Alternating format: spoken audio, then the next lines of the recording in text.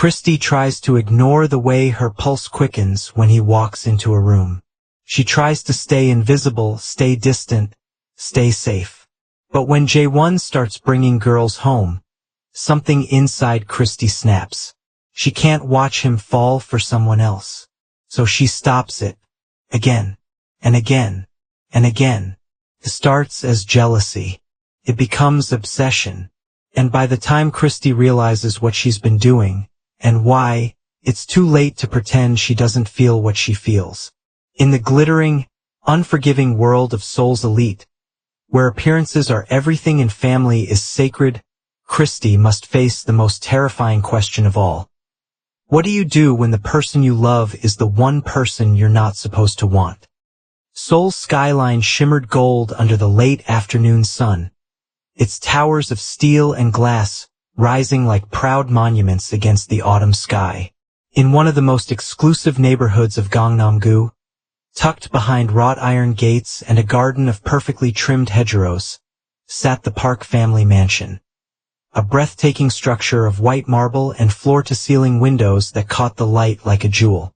Inside, a girl stood at the vanity mirror of her enormous bedroom, dragging a wide-toothed comb through a cascade of long, dark, wavy hair that tumbled all the way past her shoulders. Her name was Christy Park. She was, by every measure the world uses to judge such things, stunning. Her deep brown skin glowed with warmth. Her eyes were large and bright, and full of a quiet intelligence that made people pause when they first looked at her. She wore a simple white blouse tucked into tailored black trousers, and still she looked like she had walked off the cover of a fashion magazine. People who met Christy always said the same thing afterward, that they couldn't quite put their finger on what it was about her. It wasn't just her face, or her hair, or the graceful way she moved. It was something deeper, like she carried a light inside her that she didn't even know about.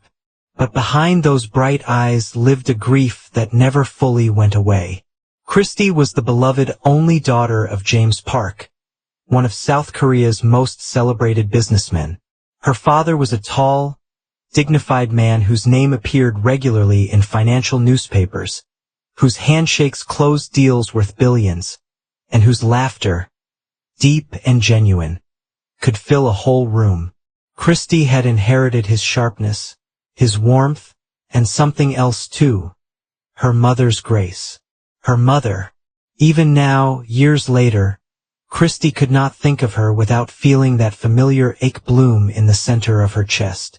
Her name had been Adiz, a Nigerian-born woman of extraordinary beauty and equally extraordinary kindness. She had met James at a conference in London, fallen in love over shared cups of tea and conversations about literature and music, and followed him to Seoul where they built a life together that was, by anyone's account, genuinely beautiful. Adiz had brought color into the stiff elegance of the Park mansion. She had hung bright Ankara prints alongside the calligraphy scrolls. She had filled the kitchen with the aromas of pepper soup and egusi alongside kimchi jjigae. She had laughed loudly, loved freely, and made Christy feel like the most important person in every room they shared. And then, when Christy was just 11 years old, Adiz was gone. A sudden illness, swift and merciless, had taken her before anyone had time to prepare, to say goodbye properly, to hold on tight enough. The house changed after that. Not in ways you could point to easily, but in ways you felt in your bones. The Ankara prints were quietly taken down. The smell of pepper soup faded from the kitchen. James Park threw himself into work with a fervor that Christy recognized as grief dressed up as productivity. And Christy learned to be quiet about her sadness.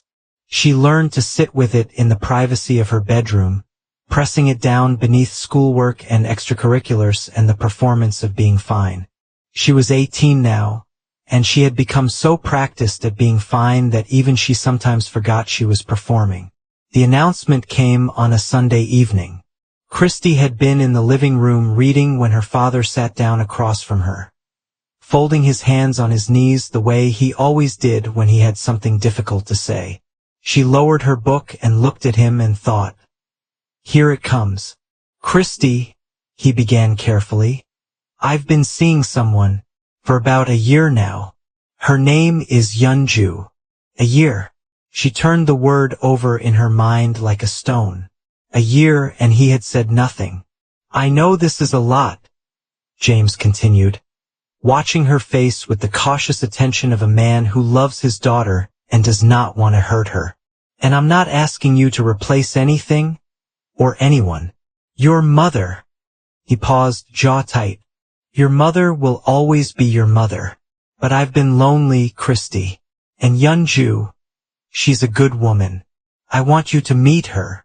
Christy said nothing for a long moment. Then she asked, "Does she have children?" James hesitated. That half-second pause told her everything. "A son," he said. "His name is J1. He's 19. 6 months after that conversation, Yunju and her son moved into the Park Mansion. Yunju was a graceful, quietly beautiful Korean woman in her late 40s. She had sharp, intelligent eyes and an elegance about her that was reserved but never cold. She genuinely tried, to be warm toward Christy. She brought her small, thoughtful gifts. She asked about her studies. She left little notes of encouragement near her door before exams. Christy was polite. She was always polite. But she moved through those early months with the careful distance of someone protecting a wound they hadn't yet shown anyone. And then there was J1. He walked into the house on a rainy Tuesday evening with a duffel bag slung over one shoulder and an easy, unhurried confidence that Christy immediately found irritating. "Oh, J1, where to begin?" He was tall, almost a full head taller than Christy, with broad shoulders and a face that seemed almost too well arranged to be real. Sharp jaw, dark hooded eyes, a mouth that rested in what could be a smirk or could be nothing at all depending on how you read him. His hair was dark and fell softly across his forehead, and he had the particular kind of effortless style that suggested he had never once stood in front of a mirror agonizing over what to wear. Girls at Yonsei University, where he studied, apparently had an entire group chat dedicated to him. Christy learned this from eavesdropping on a conversation between the household staff, who discussed it with the gleeful matter-of-factness of people who find other people's beauty entertaining. J1, for his part, seemed almost aggressively unaware of the effect he had on the world. He introduced himself to Christy with a polite bow and a straightforward, "I know this is awkward. I think we both know this is awkward. I'm not going to pretend it isn't." She had almost smiled at that. Almost. "Christy," she said, and extended her hand. He shook it. His grip was firm, brief, businesslike. "J1, I won't get in your way." And for the first few weeks he kept that promise. He came and went like weather, present but undemanding.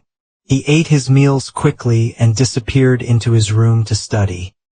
He played guitar sometimes late at night, the sound drifting faintly through the walls, something low and melodic that Christy lay in her own bed listening to before she could stop herself. She told herself it was just the novelty of having someone her age in the house. She was, of course, already lying to herself. But she didn't know that yet. It started so slowly that Christy didn't notice it happening until it already had. She started knowing the sound of his footsteps. She knew which ones meant he was heading to the kitchen, which ones meant he was leaving for university, which ones meant he was restless and moving through the house late at night the way she sometimes was too. She started knowing the cadence of his voice through walls, could distinguish his laughter from his father's, lighter, more sudden, like it surprised even him when it happened. She started looking forward to the mornings when they ended up at the breakfast table at the same time. They had fallen into an accidental routine of sorts. He woke early. She woke early. The kitchen at 6:30 in the morning belonged to both of them before the rest of the household stirred, and they had developed the quiet synchrony of two people who have found an unspoken rhythm together. He made coffee, she made toast, They sat on opposite ends of the kitchen island and read their respective things without speaking, and it was comfortable in a way that felt like a small miracle. She noticed things about him that she hadn't meant to notice. The way he ran his hand through his hair when he was frustrated, messing it up without realizing. The way he remembered small things, that she didn't like coriander, that she preferred the window in the study open when she worked, that she always looked mildly annoyed for the first 15 minutes of every morning. He never commented on these observations. He just quietly adjusted around them. She told herself this was simply what it meant to live with someone. People learned each other's habits. It meant nothing. But then came the evening she was watching a film in the living room and he came in and wordlessly dropped onto the other end of the sofa and watched with her for 2 hours without either of them initiating conversation. And when the film ended and she finally glanced at him, she found him already looking at her, and neither of them said anything, and the silence felt like it had a texture to it. She stood up too quickly and said goodnight too brightly and went to her room and sat on her bed and pressed her palms flat against her thighs and thought, No, absolutely not. But the heart, inconveniently, is not a democratic institution. It does not take votes. Jae-won brought a girl home for the first time on a Friday. Her name was Minji. She was petite and pretty, with a bright smile and a cheerful disposition that filled the house with a new energy. She worked in the same department at Yonsei, and she clearly adored Jae-won with a transparency that Christy found almost painful to watch. She hung on his arm. She laughed at everything he said. She looked at him the way people look at things they're afraid to fully want. Christy told herself she felt nothing. She told herself she was simply observing, the way a scientist observes a phenomenon, neutrally, without investment. She then proceeded to manage to be in every room that Minji and Jae-won occupied that evening. It wasn't a decision she consciously made. It was more like gravity. Minji asked to use the bathroom. Christy happened to need something from the linen closet in that hallway. Minji went to the kitchen for water. Christy was suddenly also thirsty. Minji laughed too loudly at something Jae-won said on the terrace, and Christy found herself standing at the window watching with an expression she would have been mortified to see on her own face. She said something that evening. She hadn't planned to.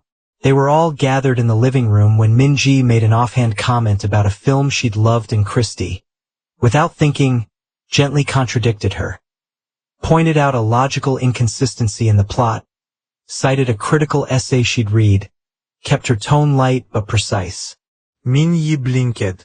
Jae-won looked at Christy with an unreadable expression. The evening ended shortly after. Christy went to her room and sat in the dark for a while, pressing her fingertips to her closed eyes and trying to locate the part of herself that had just done that.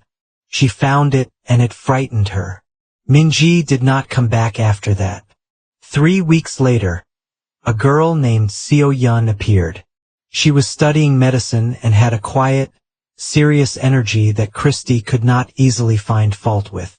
She was genuinely impressive. Christy found this deeply inconvenient. Seo-yeon came over twice. On the second visit, she and Jae-won were studying together in the library when Christy appeared with a fabricated question about a book she absolutely did not need. She stayed for 45 minutes. Asking perfectly reasonable questions and making intelligent, engaging conversation until Seo-yeon's study session had been thoroughly derailed, and she looked faintly dazed when she left. After that, Do-eun, a business student who made the mistake of criticizing a film that Christy had publicly defended in an essay she'd written for her university blog. Christy brought up the essay unprompted at dinner. It was not her finest moment. After Do-eun, Hae-rin, who lasted exactly one Sunday brunch before Christy managed to find, through a combination of subtle questioning and a gift for reading people, the precise topic about which Hae-rin and Jae-won held different opinions, and steered the conversation toward it with the unerring precision of someone who absolutely did not know what she was doing. She always felt sick afterward. Not the satisfying sick of someone who has won something. The genuinely nauseating kind. The sick of someone who has done something they cannot fully admit to themselves, who keeps revising the story of their own behavior until it becomes something they can live with. She told herself she was just being honest. Forthright. She was simply the kind of person who valued intellectual rigor in conversation. She did not, for a very long time, let herself say the real thing. That each of those girls had been standing in a doorway she wanted, and she had quietly, methodically closed the door on every one of them. It was J1 who named it first. It was late, past midnight, and Christy was in the kitchen unable to sleep, as she increasingly couldn't lately. She was sitting on the counter eating crackers and staring at nothing when she heard his footsteps coming down the hall. She tensed instinctively, which itself was information she filed away and refused to look at. He came in, stopped when he saw her, and stood in the doorway for a moment in a gray t-shirt and sweatpants, looking at her with an expression she couldn't decipher. "Hey, Rin and I aren't seeing each other anymore," he said. "Oh," said Christy. "I'm sorry, Kropka." He was quiet for a moment. Then he crossed the kitchen and opened the refrigerator and stood looking into it for a long time, the cold light falling across his face. "Do you know what's strange?" he said, not looking at her. "It keeps happening. Every time I start seeing someone and bring her here, something changes. And I can never quite put my finger on what." Christy's chest was very still. "That must be frustrating," she said. He closed the refrigerator, turned around, looked at her directly in that way he had, not aggressive but unflinching, like he had decided something and was simply executing it. "It is," he said. "But I think I'm starting to understand why it happens." The kitchen was very quiet. Somewhere outside, rain had begun to fall. "I don't know what you mean," Christy said. He looked at her for another moment. Then he smiled. A slow, complicated smile that she had never seen on him before. And he said, "No, I don't think that's true." And he left. Christy sat in the kitchen alone for a very long time after that, listening to the rain, and for the first time let herself sit with the truth she had been outrunning for months. She had never planned to feel this way. That was the part that made it so hard to know what to do with. It wasn't like the love stories she had read, which always seemed to have a beginning you could identify. A meet-cute, a first glance across a room, a specific moment where everything shifted. What she felt for J1 had arrived the way seasons change. Gradually, and then all at once, and then undeniably. He was her stepbrother. The word felt strange and inadequate and terrible all at the same time. Not because it was wrong, it was technically accurate, their parents were married, they shared a roof and a surname now, but because it had no weight compared to the other word pressing against the inside of her chest. She sat with her journal open one night and wrote, in her careful handwriting, "I am in love with J1. Then she stared at it for a long time. Then she tore the page out and held it over her bathroom sink and burned it, watching the words curl and blacken and disappear, as if destroying the evidence could undo the fact. Couldn't, of course. The feelings did not go away. They got worse or bigger depending on how you chose to measure such things. She noticed him constantly. She caught herself smiling at things he'd said hours after he'd said them. She dreamed about him in ways she woke from with a strange, hollow ache. The way you feel after a dream that offers you something the waking world hasn't given you yet. And she kept chasing the girls away. She couldn't stop. She told herself each time would be the last time, that she would rein herself in, that she would be better.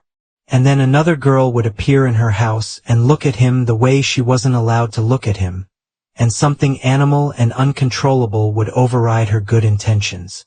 She was aware, on some level, that this behavior was unkind, that those girls had done nothing wrong, that she was acting from the worst, most selfish part of herself, and that she should stop. She was not, at this point, able to stop. It happened on a Sunday afternoon in March. The house was quiet. Their parents had gone to Jeju for a long weekend, leaving Christy and Jaewon alone in a house that felt suddenly much larger and much smaller at the same time. Christy had spent most of the morning trying to work in the study and finding that no work was getting done. She was in the garden when he found her. She was sitting on the stone bench near the willow tree, ostensibly reading, actually staring at the same page she'd been staring at for 40 minutes. He sat down on the grass near her feet, his back against the bench, tilting his face up to the pale spring sun. They sat in silence for a while, the kind of silence that is not empty. "I need to tell you something," Christy said finally. Her voice was very steady. She was proud of how steady it was. He waited. I haven't been fair. To you. Or to the girls you've been seeing." She looked at the page she wasn't reading. "I've been getting in the way. Deliberately. And I know how that sounds. And I know it was wrong. And I'm sorry." The garden was quiet around them. A bird somewhere, the distant sound of traffic. "I know," he said simply. She glanced down at him. He was still facing the sun, but there was a tension in his jaw that hadn't been there before. "You've known the whole time?" "Not the whole time, but long enough. A beat. Why did you do it?" And there it was.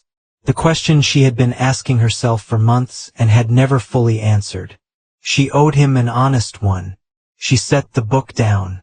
She looked at her hands in her lap, and in a voice much quieter than the one she'd started with, she said, "Because I couldn't stand watching someone else be with you." The silence that followed was enormous. She felt it press against her skin. Then Jaewon got up from the grass and turned around and looked at her, and his expression was something she had never seen on his face before. Unguarded and raw and careful all at once, like someone who has found something they were afraid to want. "Christy," he said. "I know," she said quickly. "I know what this is, what we are. I'm not asking for anything. I owed you the truth." He sat down on the bench beside her, not far away, but beside her. And for a long time neither of them spoke, and the afternoon light fell around them both, and Christy thought, "This is enough. This moment, even if nothing else." Then he said very quietly, "I don't think you're the only one who's been struggling." She turned to look at him.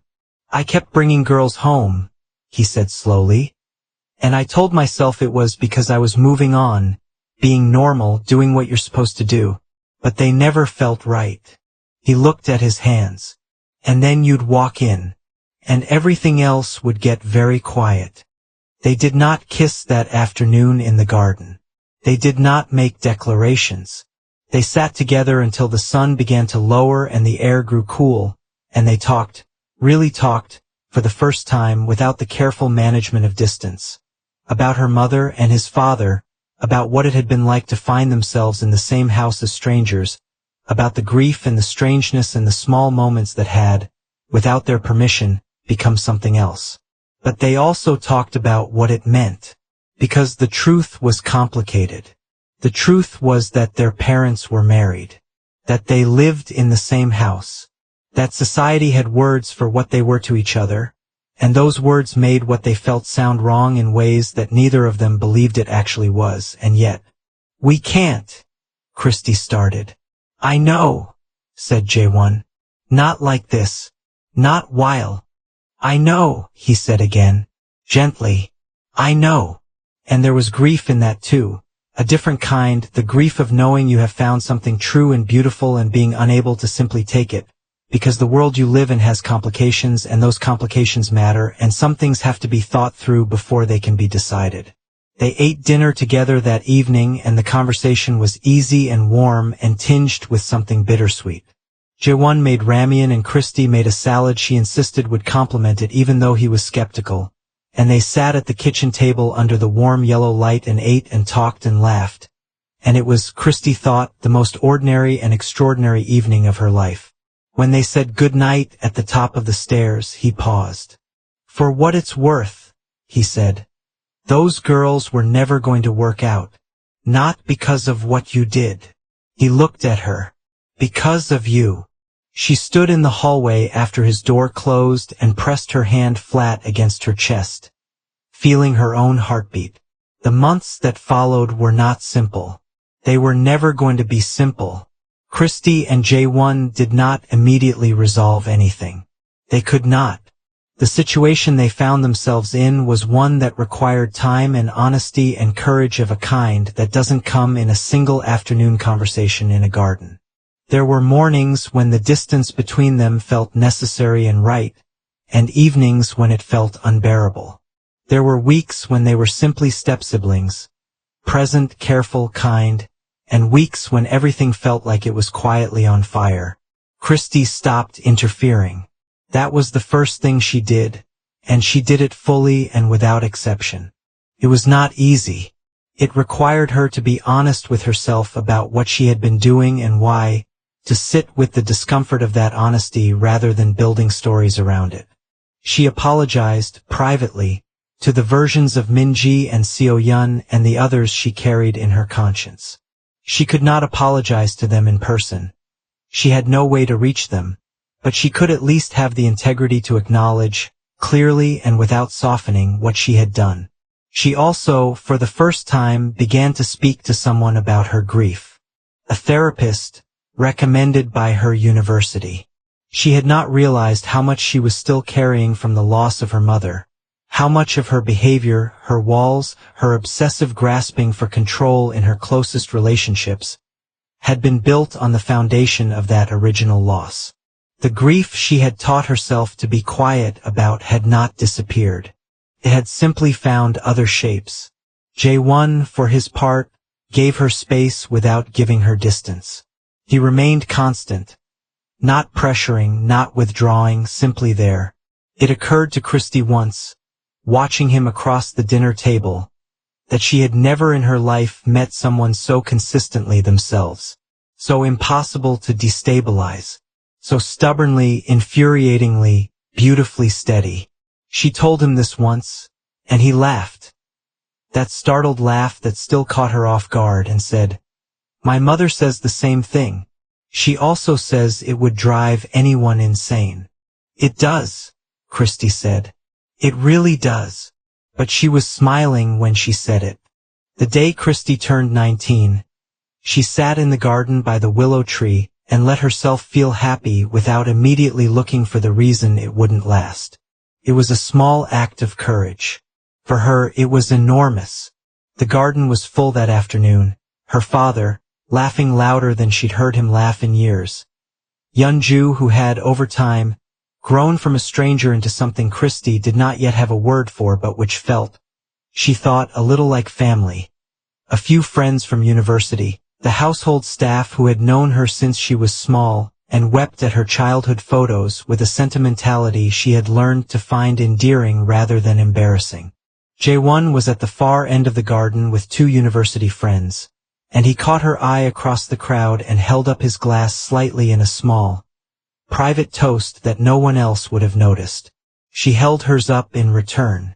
She did not know what the future looked like. She could not have told you what the shape of her life would be in 5 years, or 10, or whether the particular, complicated, achingly real thing between her and Jae-won would ever find a form that the world could hold without questions. She did not know. But she had learned, this year, that she was capable of being honest about what she felt without it destroying her. She had learned that grief, when you stop running from it, becomes something you can carry rather than something that carries you. She had learned that love, even strange love, even inconvenient love, even love that came with complications attached, was not something to be ashamed of. It was something to be careful with. And she had learned that the girls she had chased away had deserved better than what she'd given them, and that the version of herself capable of doing that was one she never wanted to be again. 18 had been a year of beautiful, painful, necessary honesty. 19, she thought, would be the year she learned what came after honesty. She set down her glass, tilted her face toward the sky, felt the sun, and the cool edge of autumn just beginning to arrive, and her own heartbeat, steady in her chest. She was Christy Park. She had lost her mother and found her grief. She had loved someone she couldn't simply have and learned the difference between obsession and devotion. She had made mistakes and chosen to grow from them. She was going to be fine. More than fine. She was going to be extraordinary. Thank you for watching. If you enjoyed the story, don't forget to leave us a comment. Also like, share and subscribe to our channel, and click on the notification bell to get notified when a new story comes up. Don't forget to tell us where you are watching.